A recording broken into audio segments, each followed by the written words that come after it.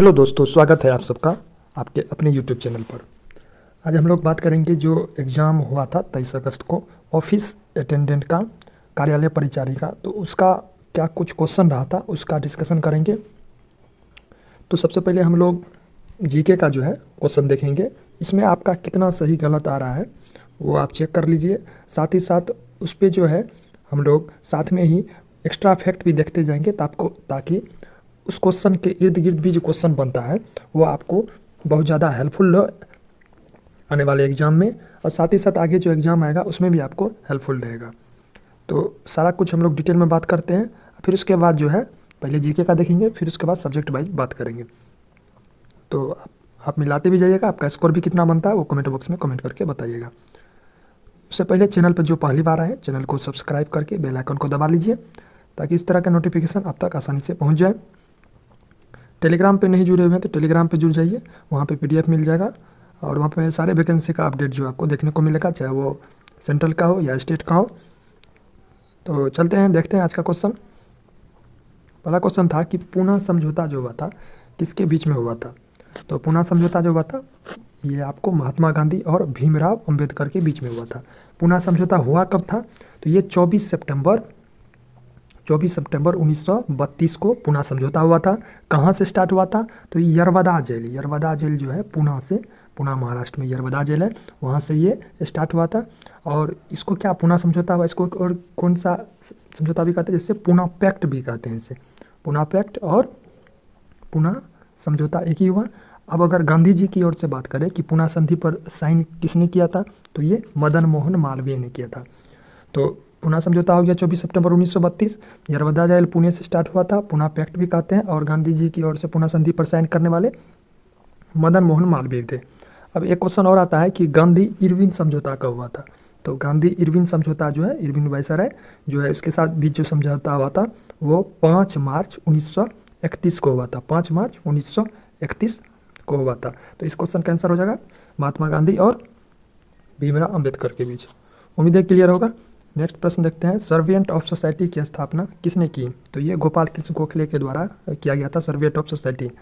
इसका डिस्कशन जो है दोस्तों पिछले वीडियो में हमने कर लिया है। तो चलते हैं अगला प्रश्न की ओर। चंद्रयान 3 जो है कब चंद्रमा पे पहुंचा। ये जो है चंद्रमा 3 जो है पहुंचा कब, ये बताना आपको। 23 अगस्त 2023 को पहुंचा था, लेकिन यह लॉन्च कब किया गया था। तो लॉन्च किया गया था 14 जुलाई 2023 को। 14 जुलाई 2023 को लॉन्च किया गया था, पहुंचा था 23 अगस्त 2023 को। तो 2 महीना अप्रोक्स। और ये कहाँ से किया गया था? ये किया गया था सतीश धवन अंतरिक्ष केंद्र श्रीहरिकोटा से। सतीश धवन अंतरिक्ष केंद्र श्रीहरिकोटा से 23 अगस्त 2023 को चंद्रयान 3 जो है लॉन्च किया गया था। अगला प्रश्न है कि भारत छोड़ो आंदोलन के समय वायसराय कौन था। ये जो है भारत छोड़ो आंदोलन जो हुआ था उस समय वायसराय जो है लॉर्ड लिनलिथगो था। लॉर्ड लिनलिथगो का जो है कार्यकाल कितना से कितना बीच में है? तो 1936 से 1943-44 के बीच जो है लॉर्ड लिनलिथगो का जो है कार्यकाल था। इसकी शुरुआत कब किया था भारत छोड़ो आंदोलन को? तो 8 अगस्त 1942 को। 8 अगस्त 1942 को। इसको और क्या किस नाम से जानते हैं? तो इसको अगस्त क्रांति के भी नाम से जानते हैं। जब क्रिप्स मिशन जो है विफल हो गया था उसके बाद भारत छोड़ो आंदोलन जो है स्टार्ट हुआ था। 8 अगस्त 1942 को इसका शुरुआत हुआ था। इसको अगस्त क्रांति भी कहते हैं। लॉर्ड लिनलिथगो के द्वारा ये वायसराय के समय इसको वायसराय लॉर्ड लिनलिथगो थे, और इसका कार्यकाल जो है 1936 से 44-43 के बीच में इसका कार्यकाल था। चलते हैं अगले प्रश्न की ओर। राज्यसभा में राष्ट्रपति कितने सदस्य को मनोनीत करता है।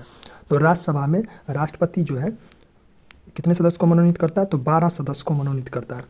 उसके बाद अगर पूछे कि लोकसभा में सदस्य की वर्तमान संख्या कितनी है, तो ये 545 है। और राष्ट्रपति जो कितना सदस्य को लोकसभा मनोनीत करता है? तो 2 सदस्य को, जो कि एंग्लो इंडिया होता है, एंग्लो इंडिया। और राज्यसभा में कितने एंग्लो इंडिया होते हैं? तो राज्यसभा में एक भी एंग्लो इंडिया नहीं होते। लोकसभा में 2 होते हैं जो राष्ट्रपति द्वारा मनोनीत किए जाते हैं, मतलब राष्ट्रपति द्वारा चुने जाते हैं। उसके बाद लोकसभा में सदस्य की संख्या 545 है। अब प्रश्न उठता है कि एंग्लो इंडिया किसको कहते हैं। तो एंग्लो इंडिया हुआ जिसके पिता या कोई पूर्वज जो है यूरोपीय मूल का हो, लेकिन अब जो है भारत में वर्तमान समय में निवासी हो, वर्तमान में भारत का निवासी हो, तो इसको एंग्लो इंडिया कहते हैं। तो एंग्लो इंडिया लोकसभा में 2, राज्यसभा में एक भी नहीं। टोटल राष्ट्रपति चुनेगा 12 सदस्य, लोकसभा में 2 सदस्य। चलते हैं अगले प्रश्न की ओर। भारतीय राष्ट्रीय कांग्रेस की स्थापना कब हुआ था?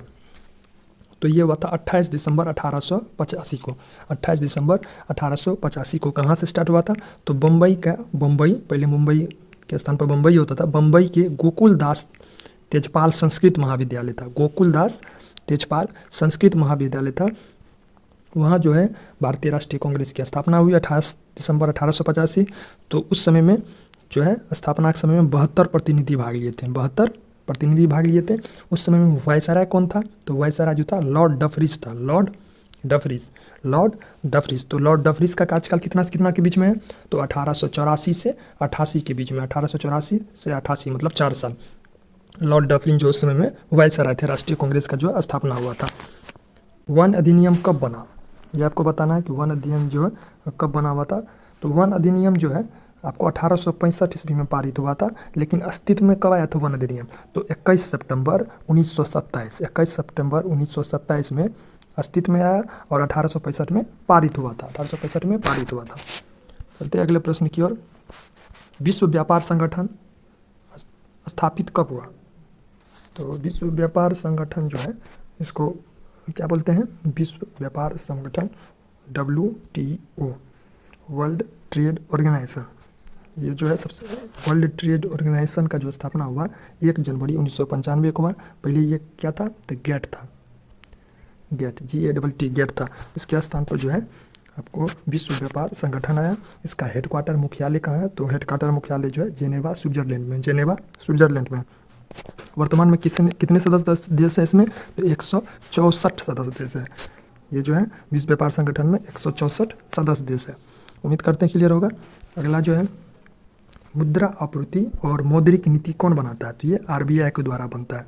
RBI मतलब reserve bank of India. Reserve bank of India का मुख्यालय कहाँ है? मुंबई, महाराष्ट्र में। तो मुद्रा आपूर्ति और मौद्रिक नीति कौन करता है? तो ये RBI के द्वारा होता है। अगला है कि भारत में बुलेट ट्रेन कहाँ से कहाँ चलेगी? तो ये बुलेट ट्रेन जो है महाराष्ट्र, गुजरात और दादर नगर हवेली होते हुए बहुत सारी जगहों पर जो है बुलेट ट्रेन का आगमन किया। तो ऑप्शन के अकॉर्डिंग जो है आप इसको सही लगा सकते हैं। नेक्स्ट प्रश्न है G20 2023 की मीटिंग कहाँ हुआ था? 2023 की मीटिंग जो है नई दिल्ली में हुआ था, भारत मंडप में 2023 की मीटिंग हुआ था।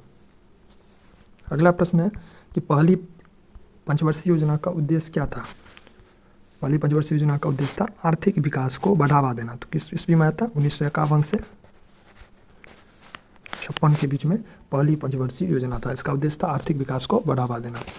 अगला है कि मैनचेस्टर सिटी किसे कहा जाता है? तो इंग्लैंड जो है वैसे मैनचेस्टर सिटी जो है अहमदाबाद भी है इंडिया के लिए, और मैनचेस्टर सिटी जो है इंग्लैंड, अकॉर्डिंग टू ऑप्शन।